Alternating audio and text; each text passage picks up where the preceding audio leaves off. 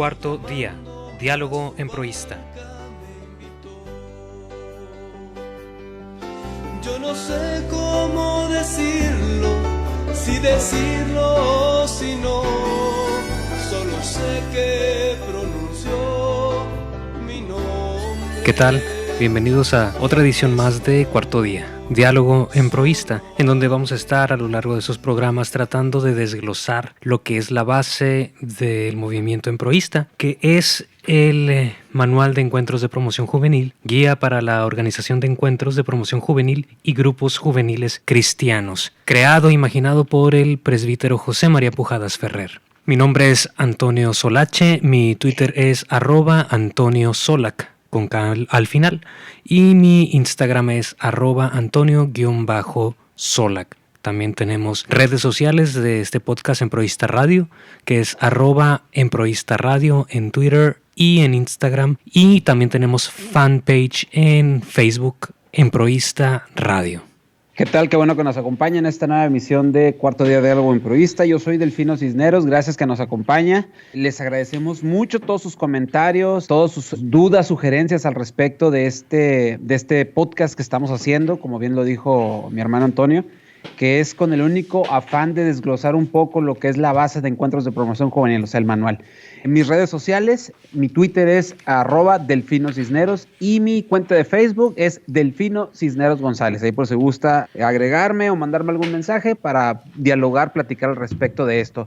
Les agradecemos mucho a todas las gentes de todos los centroguías que ya nos están escuchando, que nos han estado ahí platicando respecto de los pasados programas. Sus sugerencias son bien, pero bien recibidas, sus críticas de igual manera, y sobre todo sus comentarios al respecto, porque esto enriquece nuestro trabajo en este diálogo que tenemos semana a semana, platicando al respecto de las enseñanzas que nos dejó el padre José María Pujadas y que da como pie a encuentros de promoción juvenil, del cual pues de ahí salimos sus dos servidores y hermanos aquí en Provistas. Antonio. Bueno, en esta ocasión vamos a extrañar a nuestro hermano Israel Arellano, que no nos puede acompañar por causas laborales, no externas a su poder. Entonces, pues bueno, vamos a tenerlo en próximos programas nuevamente. Y este programa, la idea es de que vaya evolucionando, como dices bien, Delfino, que en próximos programas se nos una más gente y sobre todo se nos unan las críticas y los comentarios para enriquecer este programa. Saludos hasta Guadalajara, hasta La Paz, en donde pues nos están escuchando, de donde hemos recibido muy buenas críticas, comentarios del estilo de wow, ya se necesitaba algo que nos enseñara lo que no sabemos muchos, que es de qué trata este movimiento, de dónde viene, y sobre todo el hecho de que esta base, que es algo que no habíamos dicho, Delfino, que este manual es la base no nada más para encuentros de promoción juvenil. El otro movimiento de cuál es base este manual de encuentros de promoción juvenil del padre José María Pujadas es el movimiento de encuentros, comunicación, oración y servicio, mejor conocido como ECOS. Y también este manual es base de una expresión que esperamos muy pronto verla ya oficializada como movimiento, que es el de Encuentros de Promoción para Adultos Jóvenes, o mejor conocido como EPAJ, una expresión que nace hace unos años apenas en el país de Guatemala y que ha tenido muy buen recibimiento en México, en varios centroguías de México, varias partes, varias ciudades que se han unido a esta nueva expresión porque es una manera de abrazar otro tramo de la sociedad a la cual no se había volteado a ver como iglesia, que es la de los adultos jóvenes, personas mayores de 28 años, pero menores de 38, que a veces no sabemos en dónde estamos. Nosotros estamos ahorita en esa etapa, ¿no? Entonces este manual es tan rico en su contenido, en su espiritualidad, en su profundidad, que ha servido para una gran variedad de expresiones fuera de las edades a quienes estaba dirigiendo en exclusiva este manual por parte del padre Pujadas. ¿Y qué te parece si comenzamos en donde nos quedamos la vez pasada, Delfino? Adelante, Antonio, adelante, porque tenemos mucho que comentar en estos puntos que nos quedamos del tema del punto número 4. Nos quedamos, como bien dices, en el punto número 4, en el inciso 2. El punto número 4 se titulaba Objetivos concretos que persigue el encuentro de promoción juvenil. Y en particular íbamos a comenzar a desglosar el inciso número 2, que se titula Promover a la juventud a la libre opción a la fe. Y comienza el padre Pujadas diciendo: otro acto característico de esa opción vital fundamental que todo joven tiene que realizar es la adhesión personal a la fe. La aceptación de la fe hecha en la niñez por sus padres en el bautismo ya no es suficiente. Tiene que reaceptarla. La juventud es el momento en que la persona se hace el replanteamiento de todos los valores vitales para las grandes opciones. La religiosa no es la de menor importancia. El padre Pujadas aquí está abriendo la puerta para una cuestión esencial del movimiento, que es algo que tú mencionabas, Delfino, de manera muy concreta en los últimos programas.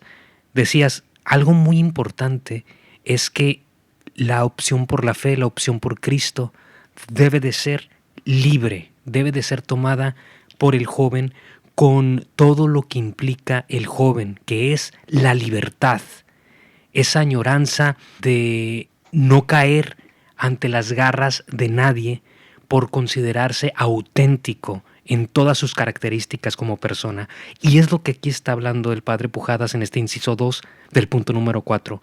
Es importantísimo que el joven se dé cuenta que sí, cuando era pequeño alguien más decidió por él la fe, pero es momento de esta edad, de la juventud, de esta etapa de vida en que el joven diga: ahora soy yo el que decide qué camino tomar, y soy yo el que decide que ese camino es Cristo, es la iglesia, y es este lenguaje radical del que hemos estado hablando. Es la opción libre del joven en donde se va a sentir auténtico de lo que está a punto de caminar.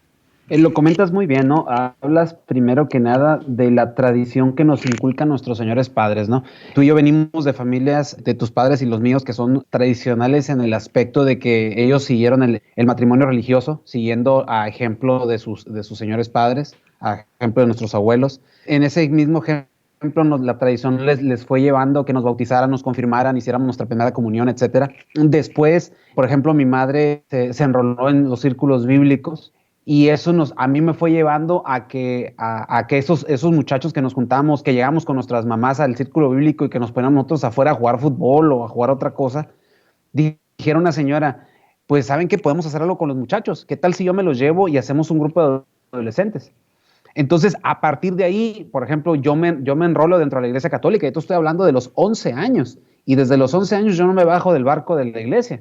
O sea, obviamente estoy hablando de mi experiencia. Cada quien lleva una cierta tradición. Después hablas de la situación de cómo, a fin de cuentas, Dios nos da la libertad de elegir si seguimos o no seguimos en este camino, en este caminar con Él. Y Dios nos ama tanto. Eso es lo que a veces no les queda claro a los jóvenes. Dios nos ama tanto, tanto, tanto, que respeta nuestra libertad. Respeta la libertad que Él mismo nos da, porque la libertad es un don bien grande para Dios, y nos respeta y nos ama tanto que si Él ve que tú no quieres seguir, perfecto. Pero si Él ve que quieres seguir, pues mucho mejor para Él, ¿no? Porque sabe perfectamente que va a tener un buen aliado. Entonces, eso es algo de lo que yo les hablo a mis alumnos. El joven tiene la libertad de seguirlo o no seguirlo, mas no te quedes en el aspecto de que hoy sí estoy contigo, mañana no. Me pasó algo, hoy estoy. No me pasó algo, no estoy tampoco. Mis papás están sufriendo, o sea, no. Esto es, como yo siempre lo he dicho, es convicción. Nosotros, yo creo que tú, yo, Israel, los demás hermanos que nos están escuchando en estos momentos, de cierta manera, a lo mejor algo nos ha sucedido o hemos tocado un fondo, hemos estado sumidos en el pecado, en un pecado a lo mejor más grotesco de la gente que peca y que piensa que ellos están embarrados hasta el tope de pecado. No, a veces nosotros tocamos un fondo muy, muy drástico, y de ese fondo que tocamos es lo que nos hace otra vez rehacernos y sentir la necesidad de llegar a Dios. Esa es la situación, Antonio, que a veces no entendemos, que dentro de cada una de las experiencias de cada uno, dentro de las vivencias que sufrimos, es ahí donde tenemos la libertad de seguir embarrados ahí, de seguir metidos o en ese hoyo, en ese sepulcro, como pasó con Lázaro, que él, a lo mejor Lázaro hubiera estado bien a gusto en el sepulcro y dijo, no, ya me morí, Señor, yo no quiero salir, yo soy bien a todo dar. O salir y decir, ¿sabes qué, Señor? Pues me quito las vendas que me atan, salgo del sepulcro, salgo de la tiniebla, salgo a la luz, porque tú me estás diciendo que yo salga y porque yo creo en lo que tú me estás diciendo. Porque no nomás creo, te creo y creo en lo que tú dices. Entonces, a partir de eso es que sale la convicción. Convicción que no, repito, y lo he dicho en los otros podcasts, pero no le hemos sabido vender esta idea a los jóvenes de hoy en día.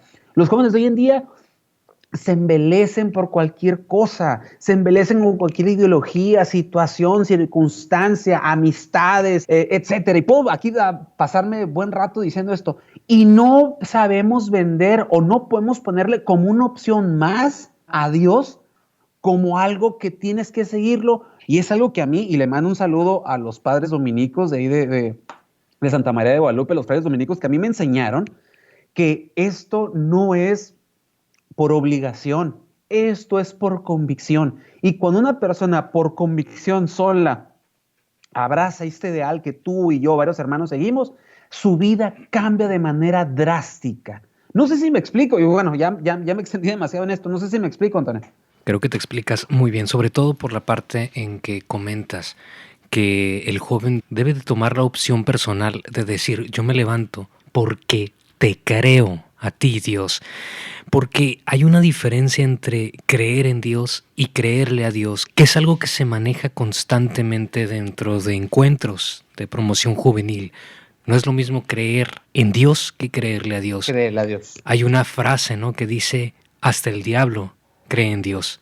El problema es creerle a Dios. Y eso tiene mucho que ver y está directamente enganchado con el párrafo que sigue, Delfino. Dice el padre Pujadas, el encuentro de promoción juvenil va a la evangelización de los muchachos.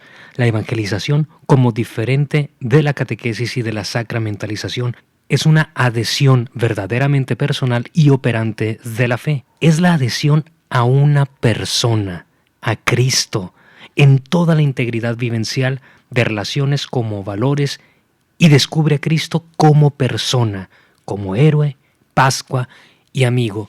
Es decir, es saber aterrizar la fe en cosas concretas de la vida. Es saber hacerle entender al joven que la fe no es un pensamiento sobre un ser etéreo, sobre una idea vaga que está en las nubes, que de repente se abre y se ve a través de un rayito de sol, ¿no?, que baja y aterriza encima de mi cabeza. No, dice, mostrarles a Cristo como persona concreta, con todas las características que tiene una persona, un ser humano. Es enseñarles que Cristo es una persona. ¿Qué significa enseñarles que Cristo es una persona? Es parte de lo que hablábamos en otros programas. A veces creemos que Dios nos habla en sueños, que puede ser, ¿por qué no? Te puede hablar en sueños. A veces creemos que Dios nos habla en apariciones fantasmagóricas, en espíritus semitransparentes, cuando lo que nos enseña la palabra, los evangelios, y hacia donde va dirigido el padre Pujadas con su pensamiento es no.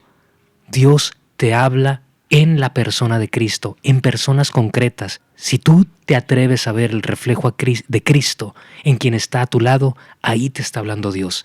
Si tú te atreves a ver el reflejo de Cristo en aquel que te dice, vas bien, levántate, ahí te está hablando a Dios. Pero si tú también te atreves a ver el reflejo de Cristo en aquel que está tirado y que necesita que lo levantes, ahí también te está hablando Dios. Dios te habla en personas concretas. Dios no te habla en la fantasía o en lo transparente de un sueño vago. Dios te habla en personas concretas, y el movimiento de encuentros de promoción juvenil, el padre Pujadas, te lo quería decir así. Dios es una persona concreta, Cristo es una persona concreta. Cristo es tu hermano que está tirado y que necesita de ti. Cristo es tu hermano que te quiere levantar también cuando tú estás tirado y necesita que hagas caso, porque si no, también estás coartando a ese Cristo que está en tu hermano al quererte levantar, al quererte dar una mano. Es ayudar y también dejarse ayudar. Dice el padre Pujadas, es una evangelización, es más que una catequesis. Y la diferencia parece ser mínima, pero es sustancial la diferencia. La diferencia de la evangelización a la catequesis es la palabra, evangelizar. Evangelizar es mostrar el evangelio. Y a veces tenemos la idea equivocada que el evangelio es letra muerta, son palabras escritas en un libro. El libro es sagrado. Pero la iglesia es santa y eso hay que tenerlo siempre muy en cuenta. ¿Qué significa? El libro es sagrado, la Biblia, pero la iglesia es santa. ¿Por qué? Porque la iglesia son las personas, somos las personas que vivimos, que sentimos, que nos caemos, que somos débiles y a veces fuertes, con todos nuestros errores y nuestras virtudes. Eso es la iglesia y esa es la santidad de la iglesia. Entonces, la evangelización, mostrar el evangelio, no es mostrar o enseñarles frases sueltas de un texto que está escrito en un libro sagrado. Evangelizar es mostrarles lo que significa evangelio. ¿Qué significa el evangelio? El evangelio es el acontecimiento Jesús. ¿Qué significa el acontecimiento Jesús? Atreverse a vivir en la radicalidad en que Cristo vivió. Ese es el evangelio. Atreverse a ser el acontecimiento, hacer la historia de Cristo en mi cotidianidad, en mi vida actual. Atreverme a salirme de mí mismo como Cristo lo hizo para entregarme a los demás. Eso es la evangelización. No aprenderse de memoria pasajes bíblicos, sino vivir la realidad de Cristo en los demás. Fíjate, ahorita que decías todo esto que comentabas, Antonio, yo creo que varias frases se me vinieron ahorita a la mente, ¿no? La primera frase que se me viene a la mente y que tú dijiste, el evangelio no tiene que ser un libro, ¿no? Porque a fin de cuentas un libro, o sea, ahí se puede quedar varado, se puede quedar ahí obsoleto. Pero recuerdo una frase, un Santo Domingo de Guzmán, ahorita que hablé de los padres dominicos, hay una frase que a mí me encanta. Santo Domingo en aquellos tiempos en España miraba cómo la gente se estaba muriendo de hambre, viendo cómo la gente se estaba muriendo de tanta enfermedad que había. Digo, muy asemejante con lo que estábamos viviendo en días pasados, ¿no? Y ver cómo Santo Domingo, al ver esto, y le decían, sigue estudiando, Domingo, porque te tienes que preparar para evangelizar a tus hermanos. Y Santo Domingo dijo algo bien concreto. ¿Cómo voy a evangelizar yo entre pieles muertas? ¿Cómo es que yo voy a llevar el evangelio a las pieles muertas? De hecho, uno de los cantos de Santo Domingo habla de eso. ¿Cómo voy a hablar yo entre pieles muertas? Y me acordé de esa frase. Domingo lo que hizo en ese momento fue agarrar sus libros, sus preciados libros, porque sabemos que los dominicos son de las gentes que, mis respetos en la situación de estudios, son unos estudiosos de la palabra. Y por si tú no sabías, el evangelio preferido de Santo Domingo era el evangelio de Mateo. Y esto para que también lo sepan. Y él agarró sus libros preciados y fue y los vendió. ¿Para qué los vendió? Para dar de comer al pobre, para curar al enfermo. Él no podía evangelizar si esa persona no estaba viva. Y tú lo acabas, o sea, y ahorita me acordé precisamente de esto que estás diciendo. O sea, lo dejamos a veces en el evangelio, pensamos que el aprendernos de memoria los evangelios y todo eso, o sea, está padre, yo no digo, o sea, me llama mucho la atención cuando alguien está hablando, que está dando un tema, etcétera, y que dicen a veces las citas bíblicas de así tal cual, de memoria, ¿no? O sea, qué padre. Yo de repente digo yo, híjole, quisiera hacer eso a veces. Y ver también el otro lado de la moneda, ¿no? El primo de Santo Domingo, hablando de las órdenes religiosas, San Francisco de Asís. San Francisco de Asís decía, tú sé el evangelio, porque tal vez sea el único sermón que tenga ese hermano del propio evangelio. Entonces, ¿cómo es que quieres tú vender una idea? ¿Cómo es que tú quieres vender algo a los jóvenes si tú no has abrazado por convicción esto que nosotros ahorita estamos platicando? Es como si tú y yo ahorita, carnal, dijéramos, ¿sabes qué? Pues ya estuvo, ¿no? O sea, con perdón de la expresión, pues vamos a echarnos unas cheves Y que esto quede, porque no tenemos tiempo. Ahora sí, como dijimos en el podcast anterior, ¿no? No creemos en Dios porque no tenemos otra cosa que hacer, pero pues ya nos vamos a ir a pistear y hasta luego. O sea, no, por convicción, por amor y por un montón de cosas es que estamos haciendo esto. De alguna manera también nosotros estamos abrazando de alguna manera, ahora con las nuevas tecnologías y con todo lo que nos brinda esto que es la bendición llamada Internet, podemos convencer o podemos de vender esta idea. Y es lo que yo trato de hacer con la gente que se me acerca, que en lo particular pues son jóvenes, obviamente por la chamba que tenemos, que se me acercan y me dicen, profe, ¿cómo puedo hacer esto? ¿Cómo puedo hacer esto? ¿Cómo puedo salir de allá?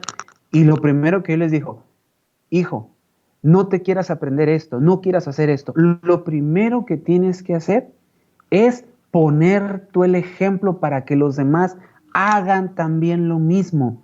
Ay, siempre parto con eso. Digo, si tú das el primer paso, lo demás va a ser fácil, pero tú necesitas darlo y estar convencido, porque si tú no estás convencido de lo que tú vas a hacer, no se va a lograr nada. Digo, volvemos.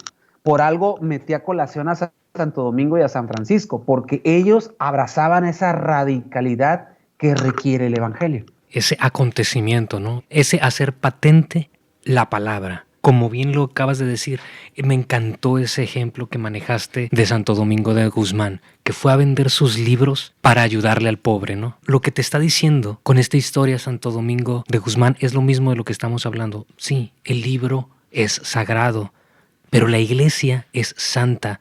¿Y quién es la iglesia? El pobre, aquel que no tiene otro día quizás para vivir. Esa es la iglesia.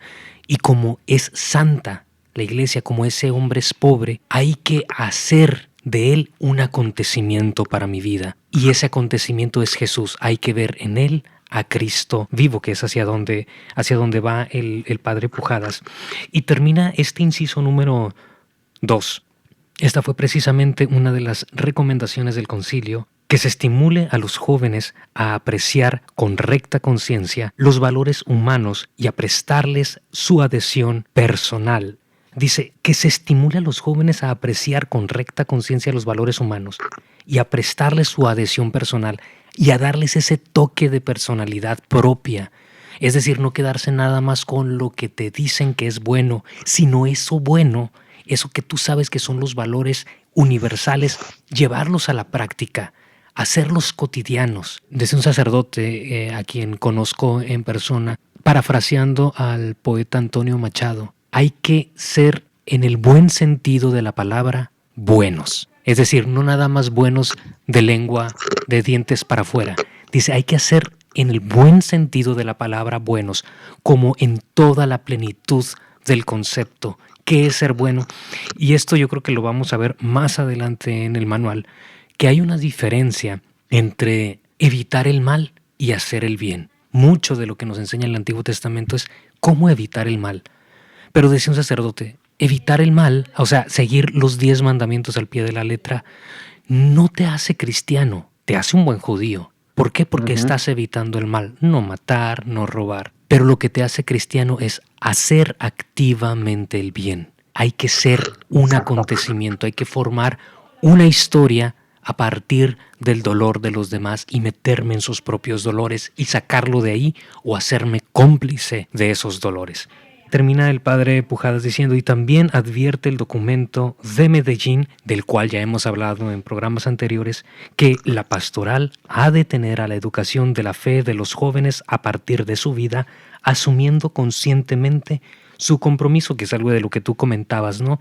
Ser también que el mismo joven comparta su acontecimiento, comparta su cotidianidad, y aquí lo dice, la pastoral ha de tener a la educación de la fe de los jóvenes a partir de la propia vida personal del joven. ¿Cuáles son sus problemas? ¿Qué necesita el joven? ¿Hacia dónde va? ¿Hacia dónde hay que dirigirlo?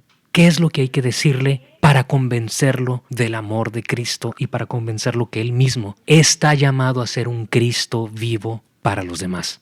Ahorita que hablamos de esto, a lo mejor la gente me va a decir, pues sí, Santo Domingo ya no está, San Francisco ya no está, y los muchachos, digo, me remonto a mi trabajo ahorita que no estoy en el aula, ¿no? Pero me remonto al trabajo en las aulas, y los muchachos lo que quieren ver es algo tangible, quieren ver algo que ellos puedan puedan palpar y ver, porque hoy la fe para ellos necesita ser muy visible, muy tangible, ¿no?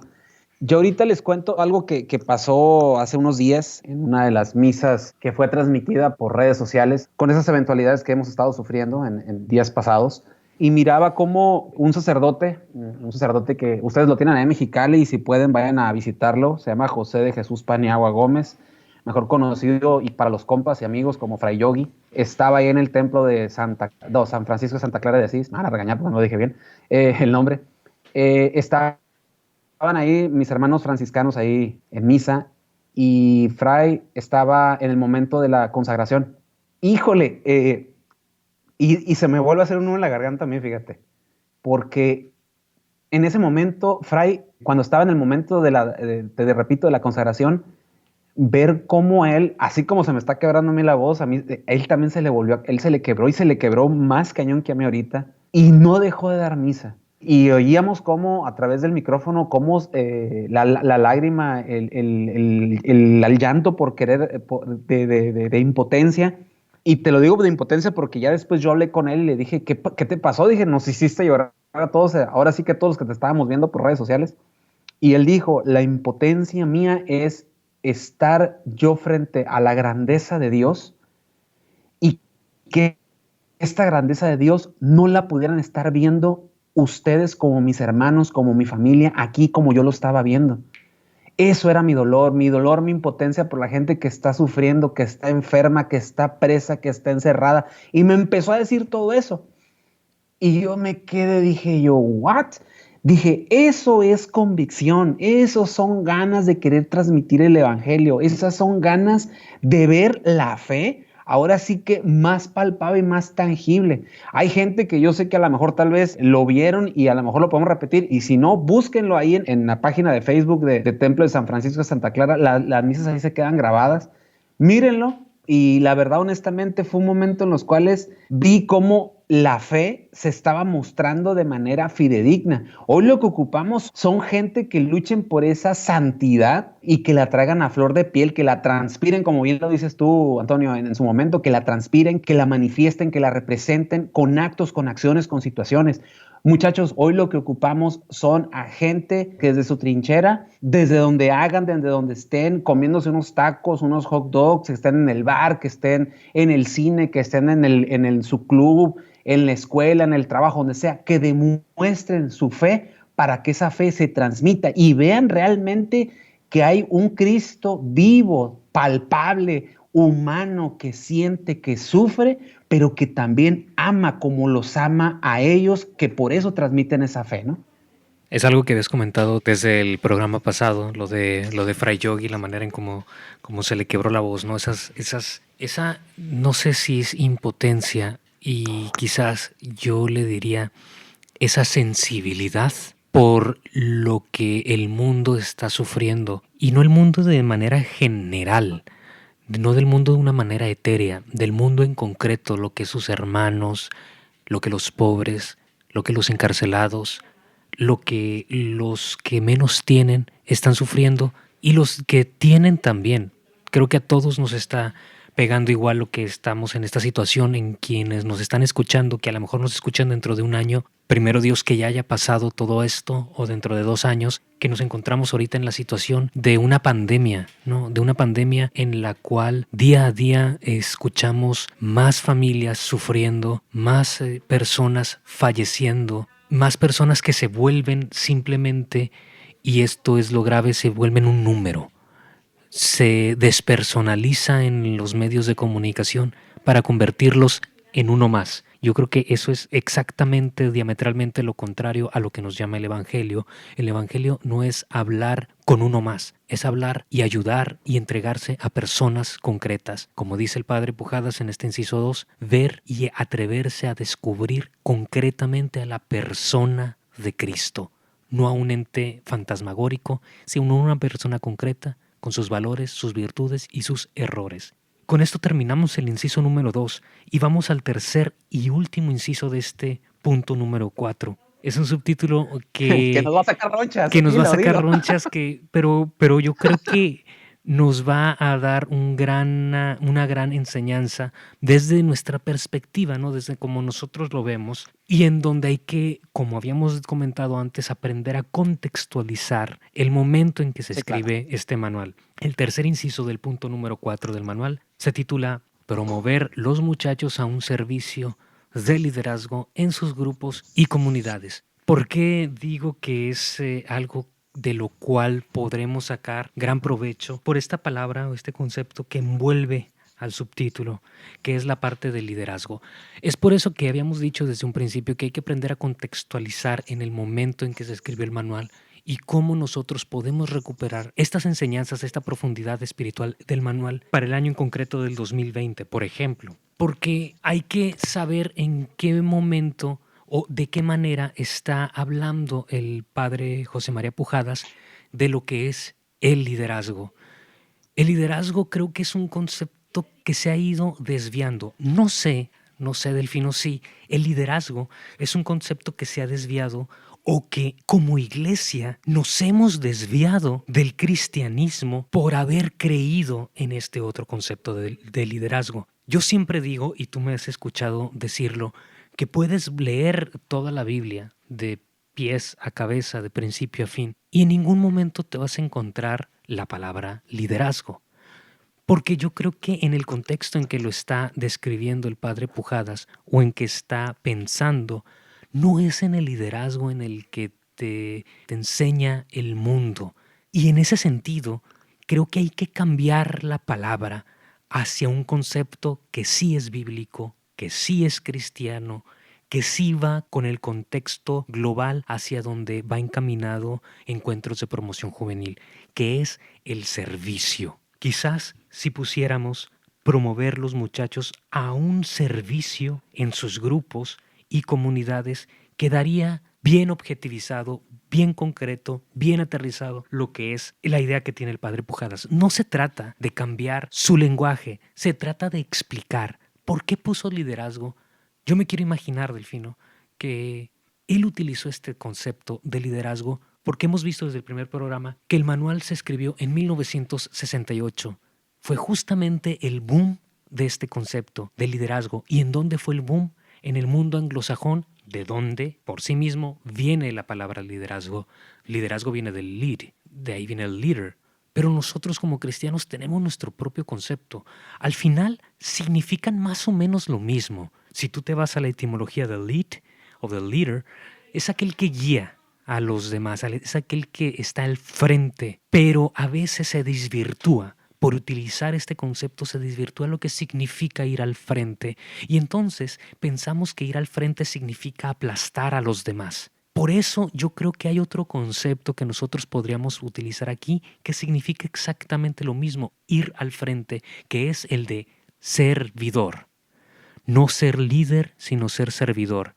¿Por qué? Porque el servidor tiene una connotación mucho más pura y más bíblica, cristianamente hablando. Servidor, ¿quién es? El que va al frente, sí, pero el que va al frente para guiar a quienes vienen detrás, pero en un sentido de entrega. Es el primero que se entrega por los demás, el primero que se humilla para los que están detrás de él no se tengan que humillar, el primero que muere para los que están detrás de él no tengan que morir, el primero que sufre para los que están detrás de él no tengan que sufrir, el primero que es crucificado para los que están detrás de él sigan ese camino de la cruz. Y ese concepto es más cristiano y va más a la esencia de lo que es el movimiento de Encuentros de Promoción Juvenil. Es hacia donde quería dirigir el padre Pujadas este manual, y al colocar la palabra liderazgo estoy pensando que él pensó en el concepto de servidor. Sin embargo, en el tiempo, en el contexto histórico en que lo escribió, creo que liderazgo es lo que funcionaba para ese momento en concreto, para esa situación social, política, cultural en que el padre Pujadas pensó, imaginó y desarrolló este manual. Por el simple hecho de la conceptualización y el contexto que se estaba manejando ahí, en el año del 67-68, hay una situación que debemos de tomar en cuenta. Recordar las revueltas de París, las revueltas de los Países Bajos, etcétera, ¿no? Todos esos jóvenes que tomaron las calles y se manifestaron, eran líderes sociales, porque así los conocemos. Conocemos a esos jóvenes que estuvieron en las revueltas como líderes sociales. Tomando en cuenta que eran líderes sociales y que aún a la gente que va enfrente de una manifestación, de una marcha, de una revuelta, siempre vas a decir, ¿quién es el líder de esto? Yo pienso que el padre Bujadas lo que estaba ahí conceptualizando es, ok, están estos tipos de líderes. Yo como iglesia quiero llevar a cabo este proceso para promover un liderazgo, por así decirlo, más sano. Lo puso como liderazgo para competir con los líderes de aquel entonces.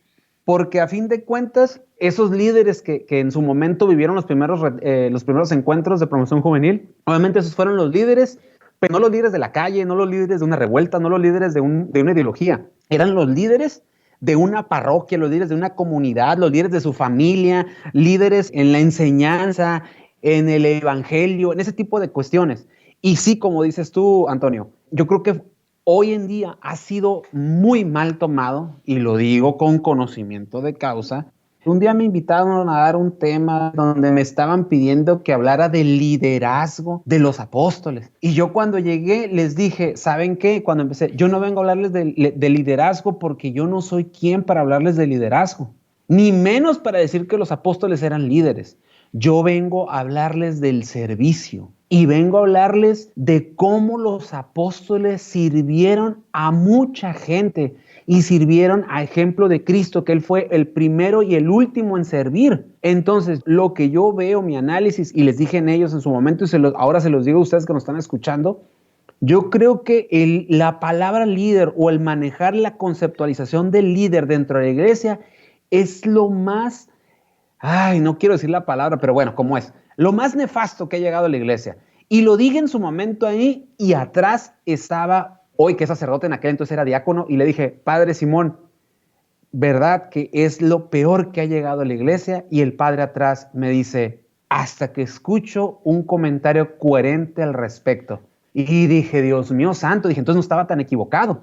Digo, no sé allá en Mexicali, Antonio, pero aquí en Ensenada te tratan de vender el liderazgo dentro de los grupos juveniles, dentro de los mismos movimientos, como que tú eres el líder de esto, del otro, de acá, de allá. No, jóvenes, no estamos vendiendo liderazgos. Si tú quieres liderazgo, si tú quieres corona, si tú quieres bandas, vete al Club Rotario, vete a cursos de superación personal, vete a los mismos cursos de tu trabajo, porque hay cursos de liderazgo para su trabajo. Por ejemplo, Israel, que no está, él ha estado en cursos de liderazgo dentro de su mismo trabajo, y sabemos que el líder es el que guía, vaya, y en el trabajo sí lo ven, pero le dejan esa palabra, pues el de líder, ¿no? Incluso, Antonio, y no vas a dejar mentir porque tú sabes, hay movimientos o grupos que se dedican a ser líderes. La iglesia no es para eso, discúlpeme, no es para eso.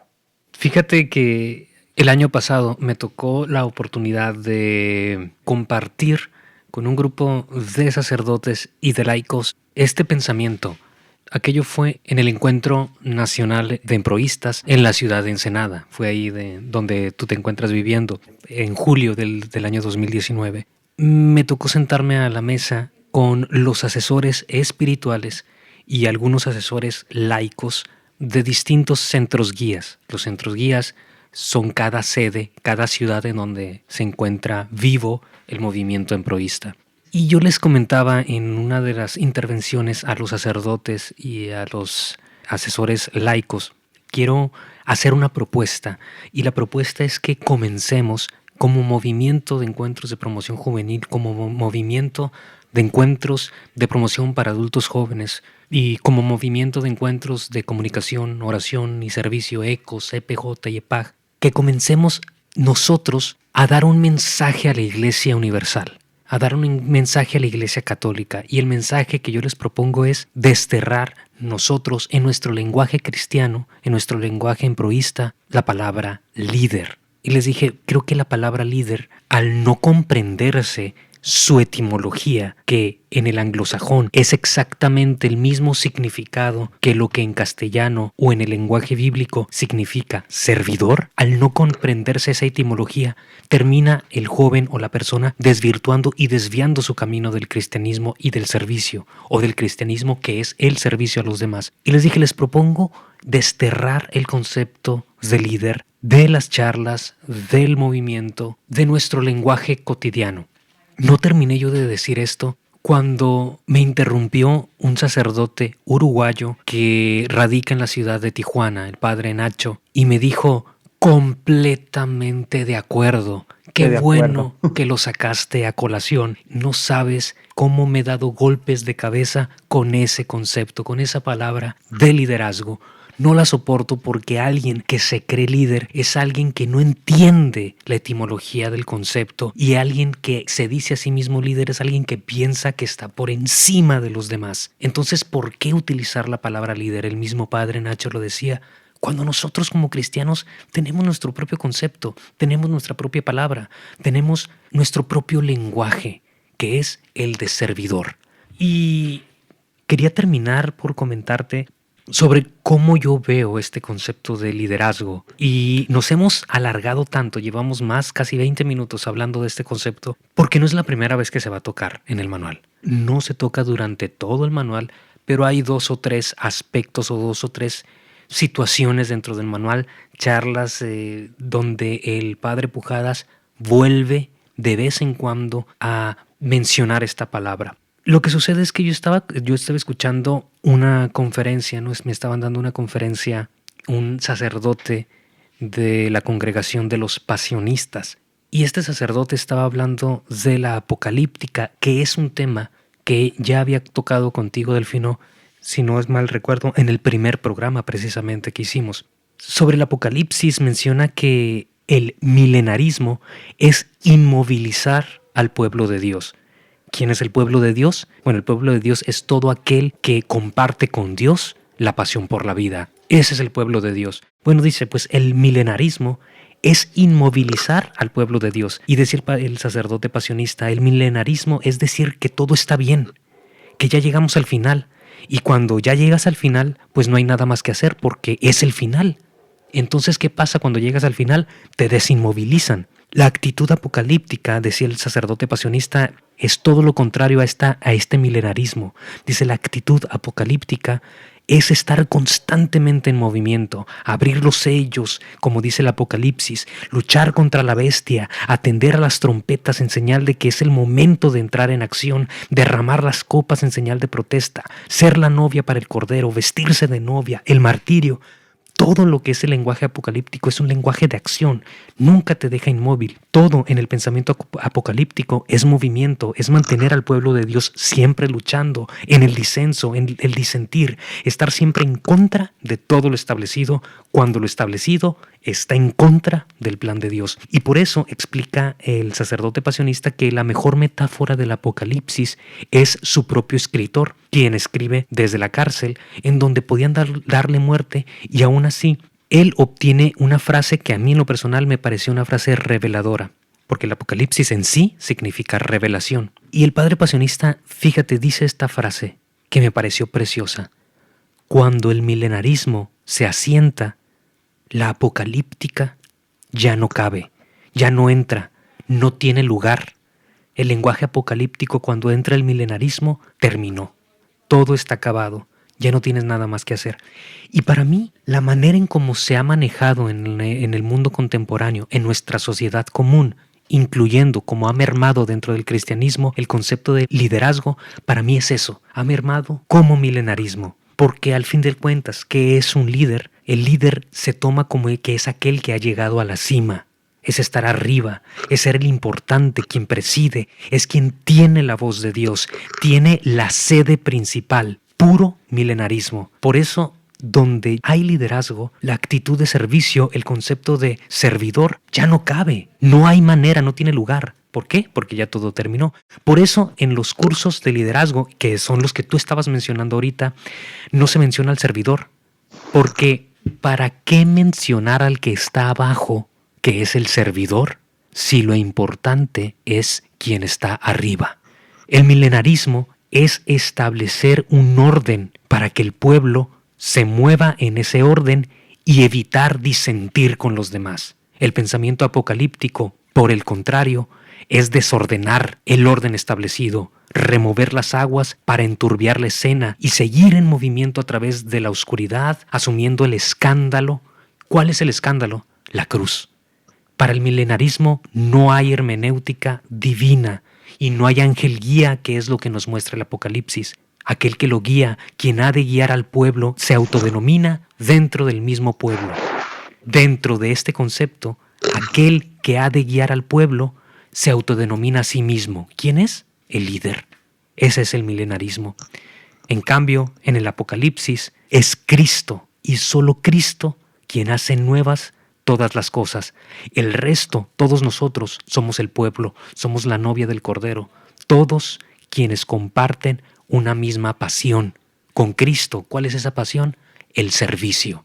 El servidor, el que se entrega, el que no hace milenarismo, sino que busca el Apocalipsis, busca ese disenso, busca enturbiar las aguas para tomar la cruz por los demás. Y en ese concepto es difícil encontrarlo si continuamos con la utilización de este concepto que nos ha vendido el mundo y que de alguna manera nos lo hemos tragado. Tú lo dijiste bien, el padre Pujadas tuvo que utilizar este concepto porque se estaba enfrentando a los líderes de aquel momento que estaban en contra de la iglesia.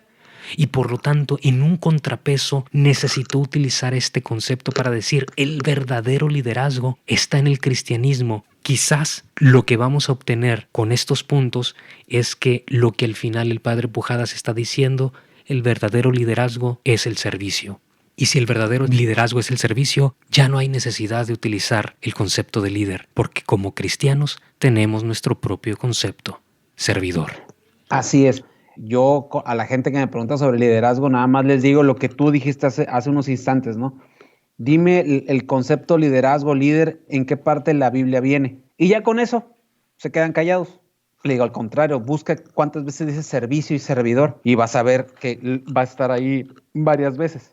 Pero bueno, para mí líder es aquel que no busca brillar con su liderazgo. Es el que busca hacer que brillen los que están a su alrededor junto con él. O incluso que brillen ellos antes de él. O sea, en pocas palabras, líder es aquel que delega trabajo y delega responsabilidad. Y dentro de ese liderazgo, por así decirlo, entre comillas, te lleva a ser paciente. Porque debe tener mucha paciencia para la gente que está contigo.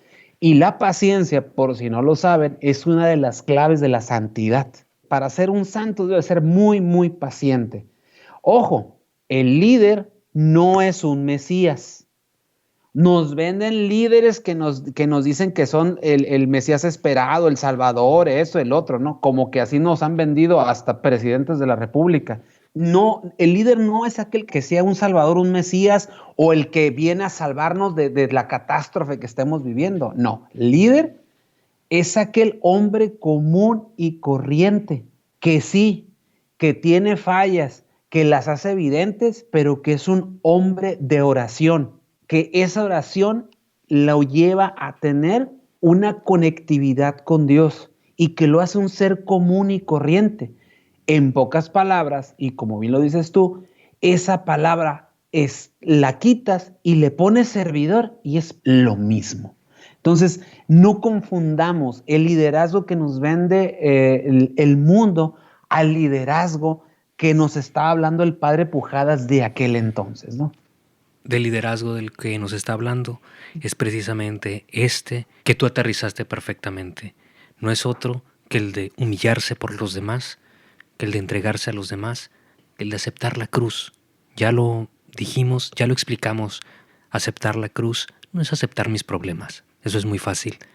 Aceptar la cruz es rejuntar a mi hermano caído y cargar con sus problemas si él ya no puede, y llevarlos conmigo y asumir ese escándalo, el de adherirme a la tristeza, a las congojas, a las desavenencias de mi hermano, con tal que mi hermano, como lo dijiste, llegue a brillar no para sí mismo, sino también para los demás. Y ese concepto nosotros lo tenemos bien fundamentado cientos de veces en la palabra escrita, en la palabra sagrada, que es servidor. Lo único que hace falta hacer es convertir ese concepto en un acontecimiento. convertirnos en el acontecimiento Jesús de Nazaret. Ser un evangelio vivo. Ser un evangelio vivo. Pues con eso nos quedamos. Los esperamos en la próxima. Hasta luego. Sé que debo dejar las redes en el mar, mi timón ya desde hoy lo tomará.